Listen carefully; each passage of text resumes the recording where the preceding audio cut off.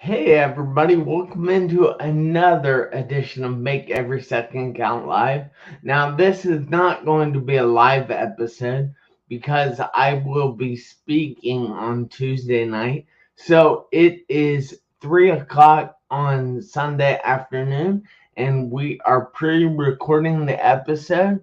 And I appreciate you guys so much for watching tonight. And I ask you if you would please share this episode out, invite all kinds of people to watch it, and don't forget to give us all kinds of thumbs up, hearts, smiley faces, frowning faces, cry faces.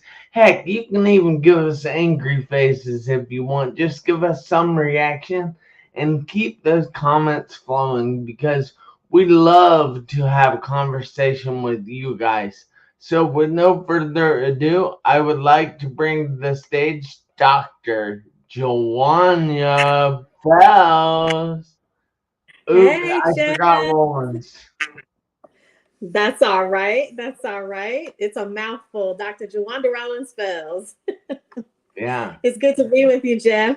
yeah, thank you so much for taking the time out of your busy Sunday. I know you went to church this morning, so you've already had a busy day, and I appreciate you taking the time out of the remainder of it.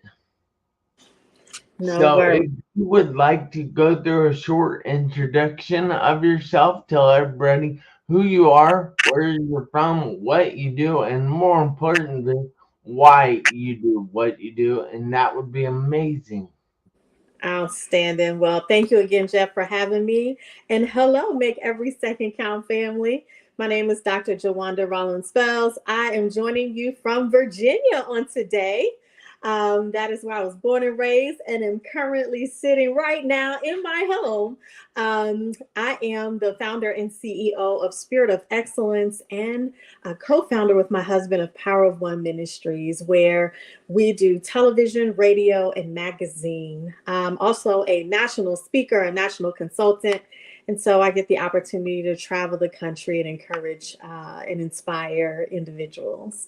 And I think that's important, Jeff, because um, it is, I feel, my responsibility to take the things that I have learned, to take the benefit of my mentorships and the different people that have poured into me and continue to pay that forward. Because ultimately, just like the name of your show and your brand, we've got to encourage people to make every second count. And so that's why I do what I do. That is an amazing answer. Thank you so much for that. So, I know personally from going through a severe car accident and 2.5 months in a coma and being told I wouldn't walk again. And now I have done 21 plus years of physical therapy and I am still improving each and every week. But I know that you have to grow through some things in life in order to get through things in life. So I Mm. have to ask Yolanda, has there been anything that you've had to grow through in your life?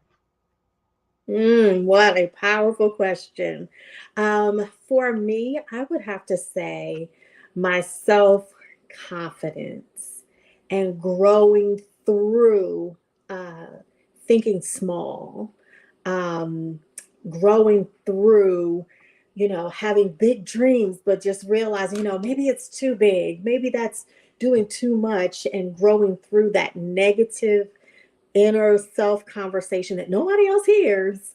But when you hear just that, you're doing too much, and what makes you think that you can do that? You're a small girl from the country, nobody's ever done that before. Or what if I fail? What if I pour my heart and soul into this and nobody, it's not helping anybody? All of those things are inner, the inner work that is not necessarily seen from the outside. But you said it best. I had to and continue to go through and grow through that piece that we all face at some level. But because I'm a public official and so much of what I do is forward facing and in the public eye, you are subject to everybody's opinion about everything. And you can stand confident and be assured. But that has been, if I were to be perfectly honest, something that I had to grow through, hearing my own voice and making sure when I hear my own voice that it is a positive voice. My aunt says this, I don't know where she got it from, but she says, you have to be careful what you say to yourself because you are listening. Yeah. Right? That's very true. I do a list of like 32 affirmations. Now, they're very simple affirmations like this I am and then one word, but Mm-hmm. I go through those each and every day and I try to do them 3 times a day because I know personally that I do listen to what I say. That the quickest way to your subconscious mind is through repetition.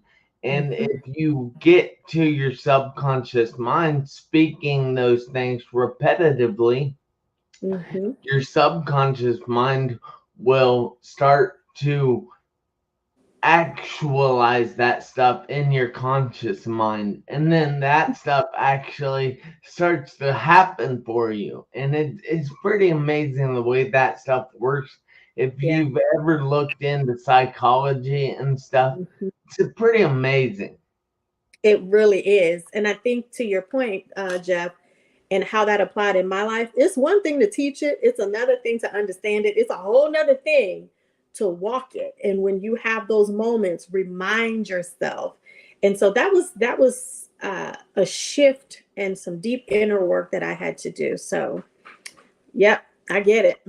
So what was the biggest way that you worked on your self-confidence? I mean, how did you not worry about what those people out there are saying about you? Hmm. So it started first thing in the morning. First of all, being thankful and having an attitude of gratitude, right? And really slowing that down and saying, you know what? I'm thankful for this day. I'm thankful for the day that I have not seen and I won't see again. And so I'm entering this day with positivity. It is looking in the mirror when you're getting dressed. I had some health challenges at one point in my life, and literally part of my treatment plan was a medication that caused rapid weight gain, and I'm talking 90 pounds later. And that's the window in which this thing kind of started with me. To look in the mirror and not recognize who you are does something to your psyche. And I had to look in that mirror and say, you're fearfully and wonderfully made. You are still beautiful. Who you are on the inside exudes who you are on the outside. Whether you are at this weight or at this weight, whether you are a little bit more thick or if you're a little bit more thin, you are beautiful. It was making sure that anytime a thought would creep up, that I would capture it right away and say, "Ooh, wait a minute," and not allow it to fester and to build.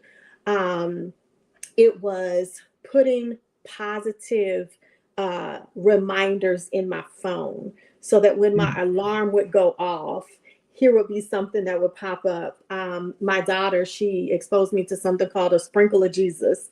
And so throughout the day, it was just these positive affirmations.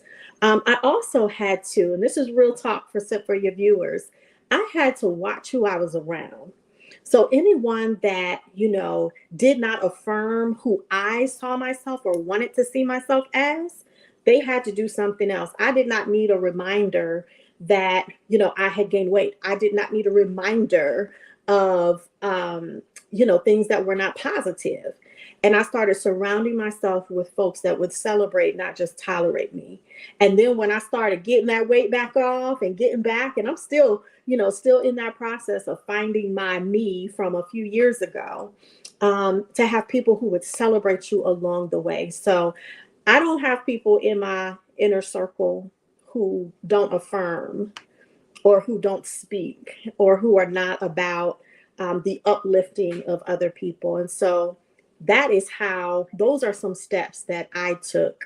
Another thing is getting up in the morning and spending some time outside, finding a moment throughout the day where I'm surrounded by nature because it's bigger than me and All it right, allows me I to see have a the good. question.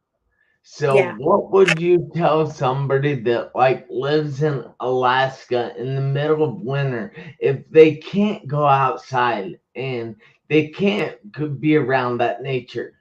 Yeah, I would say take a moment and look right here at these fingerprints that you have. Rub your fingers together and understand the principle that we all know. Nobody has these fingerprints other than you.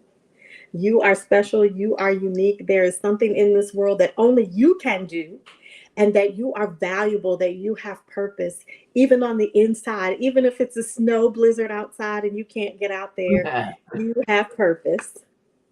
Yeah, that's amazing. See, I like to break things down on this show and explain to people that each and every person out there can do these things.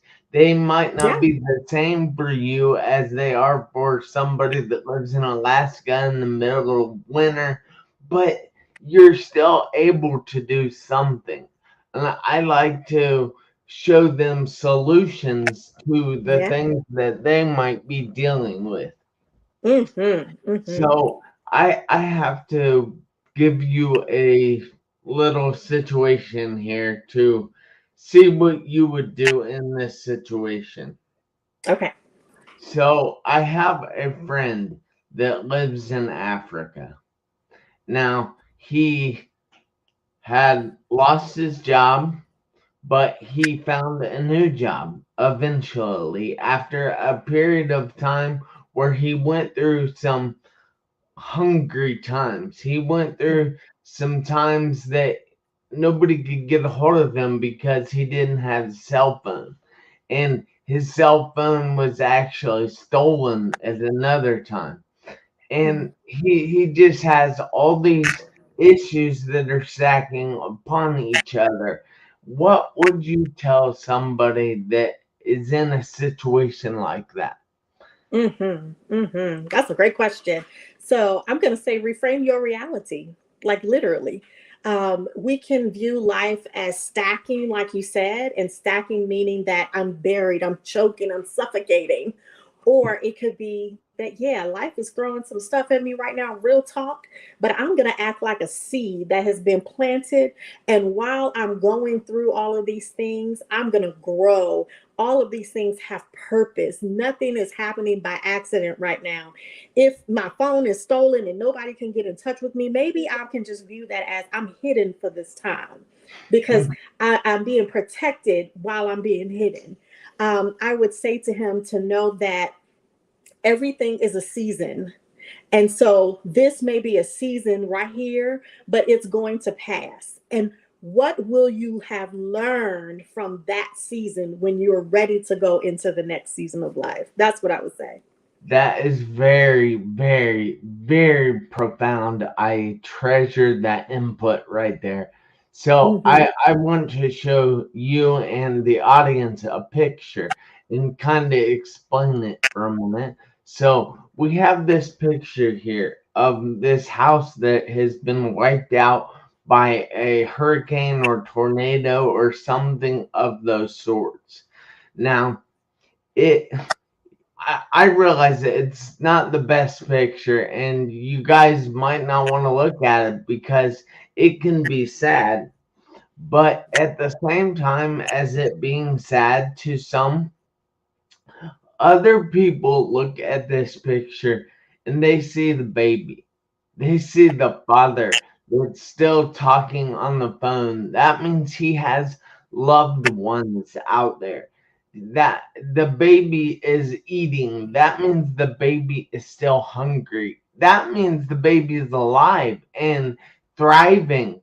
And the grass is green. And the sky up there is kind of neat because the clouds, they're just neat the way they are, and it's blue and the trees in the background are green, that's what I consider reframing your thoughts. Now, Yeah. I don't know if that's what you consider reframing your thoughts or not. Yeah, that's a good picture, Jeff, and a great illustration. You're absolutely right. We can be so caught up in the devastation around us.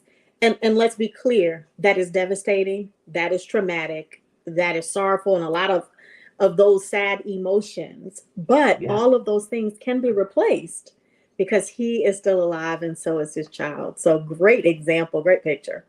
All right, then I have a question that one of my friends tells me that he thinks I have what he considers toxic positivity. So he says that I see that picture and I don't notice the devastation. I don't notice the sadness in that guy's life, and I don't have empathy for that guy. But you see, I choose to look at things differently. So, how would you explain that to him? Because that has been an issue for me. Hmm. I'm going to say this, Jeff, for all that you have been through in your life, right? For the traumatic situation that you have shared with the world, and how you are just have taken that and you use it to inspire and to challenge the best in all of us. I don't see that as toxic positivity. I see that as you have a lens through which you view the world, and that is one of gratitude. That is one of, you can take everything from me, and as long as I still have my inner core, I will get up out of wheelchair and walk again. I Yeah, will be in this picture with this tornado and understand that and it's not denying the negative of that, but it's not dwelling on it. It's not saying that it doesn't exist, but it's looking at the opportunity within. I don't think you have toxic positivity. I think that you have divine inspiration and you can't help but to look at the positive in a situation because that's your story. That is your story. That is who you are. That is what you are designed to do. And that is why you are a powerful speaker, sir, because you have been through something where you can identify. well, Mhm. thank you so much. I truly appreciate that. Now, I want to tell you guys about a project that I did. Now, this project is a book, and it's called "Make Every Second Count: A 1500-Hour Journal." Now, this journal is really cool, and JoWanda here has actually gotten this journal, so she can attest to it. Oh, But yeah. this right here is the journal, Mhm. and it is a 1500-hour journal. That means it is 9 weeks long, and 8 weeks in it are over different topics, and then the ninth week in it re reaffirms the first 8 weeks in the journal. Now, it's all about helping you guys see the bigger picture in life and helping you adjust your mindset so you can learn the things that I have learned through all I've been through without you having to go through what I went through. Yeah. So, this journal is available on Amazon, but it is also available at www.jeff, Marconette, Jr, Jr.com /journal. And the cool thing about this on the website is if you go to that address, you can download the first 7 days of that journal for absolutely free. All you have to do is enter a little information and you will get the journal the first 7 days for free. And then the cool thing if you don't want to buy the journal after that and you don't think it's worth its money, just throw it away. Don't tell anybody, but throw it away. And then, but if you do see the value in it, buy the journal. You can actually buy it on that page. And I ask you if you would please tell everybody at this point. But if you throw it away, don't tell anybody.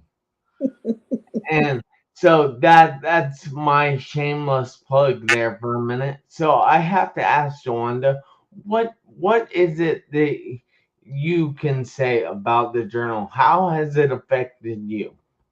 So listen, you asked me what was a challenge in my life that I've had to overcome. And I was honest. There's that period of that negative self-talk and that self-doubt and that confidence that, shrunk. I overcame that, but I'm always mindful of it. And what I love about your book is even today, even at this point, to just go into that book and having done the journal, really, you can go back, you can stick your finger in a page, open it up, and there is something there right at the top that's a nugget that reaffirms, that resets your mind and gets you ready to rock and roll. And then at the bottom, there's an opportunity for you to journal. I think journaling is a great technique. It helps you to process that negative out, put some positive in, and move forward. So we are going to be using the journal with our mentoring program. We have a tribe of adults that we work with as well. So I think it's great for any age group, and it does not take a long time to do one of the page activities. So listen, make every second count. Invest in yourself and go get that journal. I bet you won't throw it in the trash can. I bet you're gonna get it and you're gonna share it with somebody else. Well, that would be amazing. Sorry, I just have to advertise my stuff during my show, and That's I right. appreciate you letting me do that. So, have you? I know that you have written some books. Am I right? Yes. All right. Can you Yes, I tell me have. So a little bit about those and how we can get those? awesome. So I am a co-author in Stuck Is Not Your Story, book Stuff is one not your and book story. two. It's not your story. In the first book, I talk about overcoming a life changing event that was rooted in deception. It was rooted in a lot of hurt and a lot of pain. And through that experience, what I garnered from it was real talk. And that's the name of my show. That's the name of the brand. And so that's in the first book. The second, Stuck Is Not Your Story, talks about the negative self-talk. It talks about illogical fallacies, things that we think sound right, but it's not based in truth, so it's not right.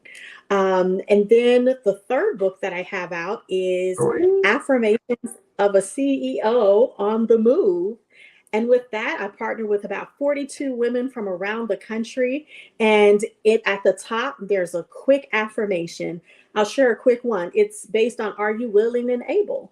So I believe that you are equipped with everything that you need. The question is not, are you able to do it? The question is, are you willing to do it?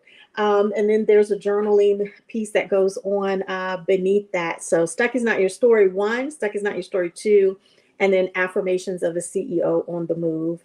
Wow. You can, yeah, you can find those books on my website, which is that's Dr. Real Talk, Dr. Real REAL Talk.com, Dr. Real Talk. So if you go on the website, you'll see the store, and I appreciate you supporting the projects. Yeah, and you were talking a little bit about your mentorship program that you and your husband do. So, can you explain a little bit about that and tell everybody